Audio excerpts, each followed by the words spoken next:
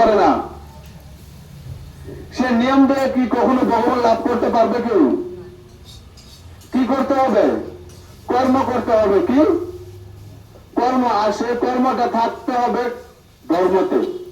ধর্মকে সামনে রেখে কর্ম আমাদের করতে হবে, তারপর আমরা ভগবান লাভ করতে পারবো। ভাই, সেই নিয়ম দিয়ে নয়। সেই লাল শাকটা কে বানিয়েছেন? ভগবান বানিয়েছেন না? সে পোশাকটা কে বানিয়েছেন? ভগবান বানিয়েছেন না? সে সিদ্ধ চাল কে বানিয়েছেন? ভগবান বানিয়েছেন না? তাহলে সে ওনার কেন অপছন্দ থাকবে?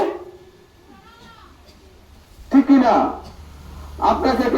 আপনাদেরকে আমাদেরকে কে বানিয়েছে? ভগবান বানিয়েছে। তা আমাদের মতো অসন্তুষ্ট ভগবান কেন থাকবে? আমরা যদি দুঃখে থাকি, ভগবানের মনে কষ্ট হয় যে আমার সে বাচ্চারা এত দুঃখী, কিন্তু সে আমার বাচ্চাকে সম্পূর্ণ সাজিয়ে সে পৃথিবীর মধ্যে পাঠিয়েছি, কিন্তু আমার সেই বাচ্চা আজকে সে দুঃখী, অশান্তি, কষ্ট পায় না।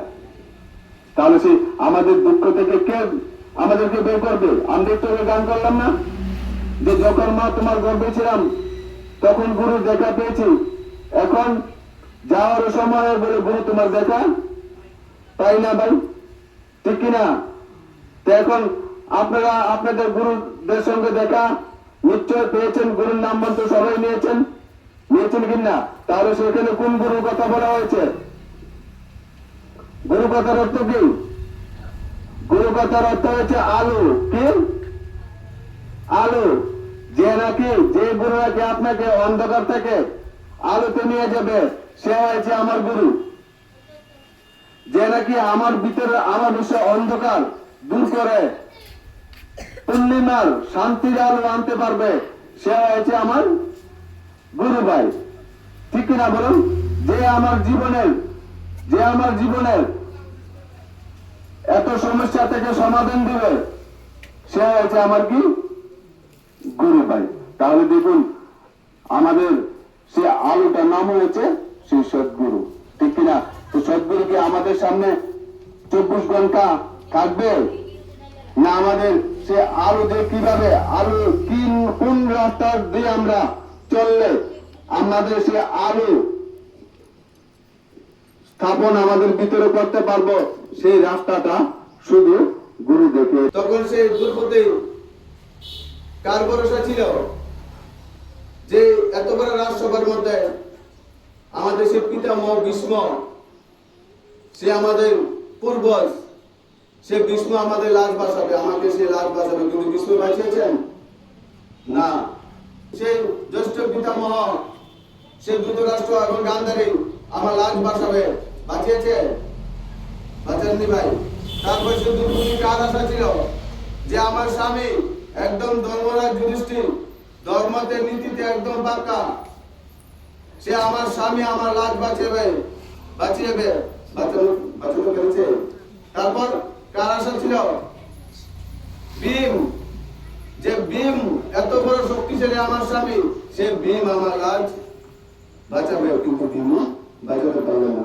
তারপর কি ভাবলো? অর্জুন হয়েছে সে পৃথিবী।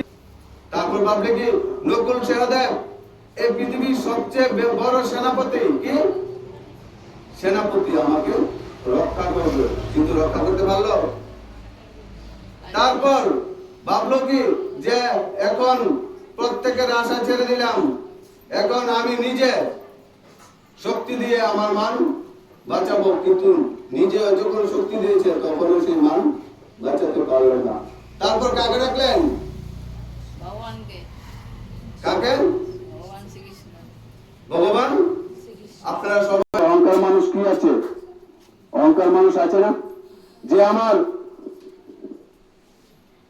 একদম টাকা ধন সম্পত্তির অভাব নাই, আমাকে দুঃখ থেকে আমার টাকা ধন সম্পত্তি আমাকে বাঁচাবে, কিন্তু সেই দুঃখকে সেই টাকা সম্পত্তি দিয়ে বাঁচানো যায়?